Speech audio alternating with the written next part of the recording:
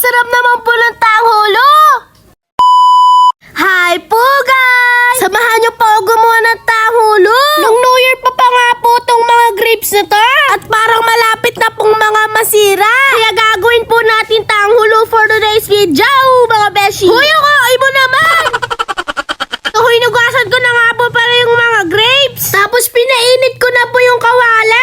And then naglagay na po ako ng sugar! Hala siya, ay nag-English pa ka lang magsunod, charas!